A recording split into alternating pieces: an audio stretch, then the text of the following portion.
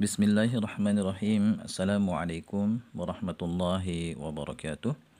Alhamdulillahi rabbil alamin. Wassalatu wassalamu ala ashrafil anbiya'i wal mursalin.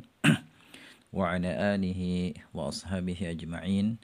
Amma ba'du ikhwani wa akhwati fillah. Rahimani wa rahimakumullah.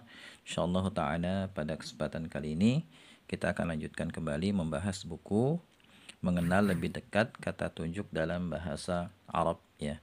Dan ini e-booknya bisa di-download ya. Link downloadnya ada di bagian deskripsi.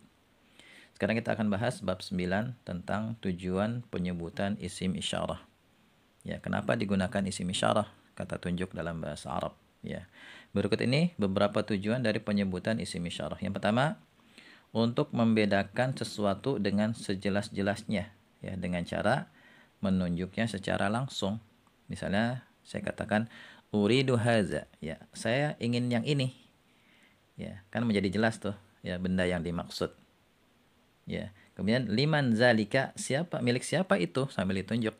Ya, jadi itu tujuan yang pertama, yaitu untuk membedakan sesuatu dengan sejelas-jelasnya dengan cara menunjuknya secara langsung.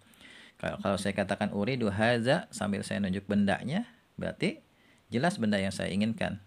Ya, benda yang saya tunjuk, bukan benda yang lain. Gitu ya. Kemudian yang kedua, untuk menjelaskan keadaan sesuatu yang ditunjuk, apakah dia dekat atau jauh posisinya, seperti dalam Al-Qur'an, wala taqraba hazihi syajarah, dan janganlah kamu mendekati pohon ini. Berarti pohon yang dimaksud dekat. Tapi pada ayat yang lain, wa nadahuma rabbuhuma alam anhakuma an tilkuma syajarah. Kemudian Tuhan mereka menyuruh mereka, bukankah aku telah melarang kamu berdua dari pohon kayu itu? Ya, pohon itu berarti pohonnya yang dimaksud itu jauh. Ya. Kemudian selanjutnya, untuk memposisikan sesuatu yang tidak bisa diindra atau disaksikan pada posisi sesuatu yang bisa diindra dan bisa disaksikan. Misalnya pada ayat innama dzalikumus syaitan yukhawifu awliya'ahu fala takhafuhum wa khafuni in kuntum mu'minin. Sesungguhnya mereka itu tidak lain hanyalah syaitan yang menakut-nakuti kamu dengan kawan-kawannya, yaitu orang-orang musyrik Quraisy. Karena itu janganlah kamu takut kepada mereka, tetapi takutlah kepadaku jika kamu benar-benar orang-orang yang beriman. Di sini dikatakan innama dzalikumus syaitan, menggunakan kata tunjuk zalikumus syaitan, zalikum. Nah, ini tujuannya untuk menghadirkan sifat-sifat setan dan permusuhannya terhadap manusia. Ya, sifat-sifat setan itu kan sesuatu yang abstrak. Jadi digunakan kata tunjuk untuk ya memposisikan sesuatu yang nggak bisa diindra, abstrak, seakan-akan dia sesuatu yang bisa diindra gitu ya. Bisa dilihat, ya dirasa gitu kan.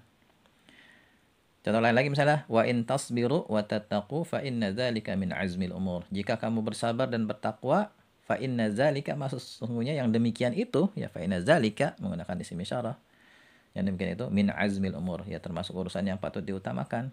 Nah, di sini isyarat kepada kesabaran dan ketakwaan. Zalika maksudnya itu adalah kesabaran dan ketakwaan. Ya, seakan-akan kesabaran dan ketakwaan itu sesuatu yang bisa diindra.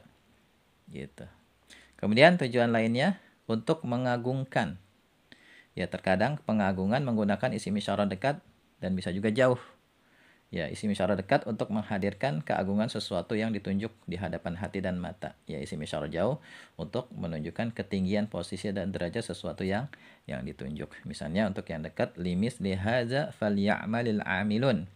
Untuk kemenangan serupa ini, ya limis lihaza, hendaklah berusaha orang-orang yang bekerja. Digunakan haza di sini untuk pengagungan yang menunjukkan makna kedekatan di hati. Ya. Kemudian menggunakan isim isyarah jauh, misalnya ulaika ala hudan mir rabbihim wa ulaika humul muflihun. Mereka itulah yang tetap mendapatkan petunjuk dari Tuhan mereka dan merekalah orang-orang yang beruntung. Digunakan ulaika jauh. Ya, menunjukkan makna ketinggian. Ya, ketinggian derajat ya orang-orang yang beriman itu, ya. Kemudian kebalikannya untuk menghinakan. Ya, terkadang penghinaan juga menggunakan isim isyarah dekat dan jauh. Isim isyarah dekat untuk menghadirkan kelemahan dan kehinaan sesuatu yang ditunjuk, sedangkan isim isyarah jauh untuk menunjukkan jauh dan rendahnya sesuatu yang ditunjuk itu. Ya, misalnya ahadzal ladzi yazkuru alihatakum wa hum bi dzikrir rahmani hum kafirun. Mereka mengatakan, apakah ini orang yang mencela Tuhan-Tuhanmu, padahal mereka adalah orang-orang yang ingkar mengingat Allah yang Maha Pemurah. Yang digunakan hadzal ladzi, penghinaan, perendahan gitu ya. Kemudian digunakan isim isyarah jawab misalnya fadzalika alladzi yad'ul yatim. Itulah orang-orang yang menghardik anak yatim. Ini juga menunjukkan makna penghinaan. Ya.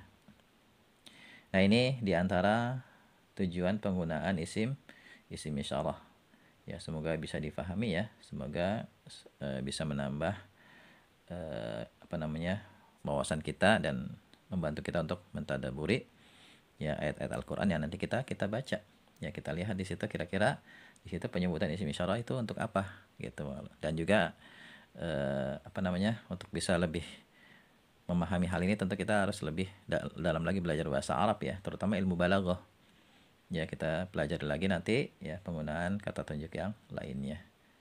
Ya, demikian ya, semoga bisa difahami. Wallahu a'lam bishawab. Subhanakallahumma wa bihamdika asyhadu an la ilaha illa anta astaghfiruka wa atubu ilaik. Assalamualaikum warahmatullahi wabarakatuh.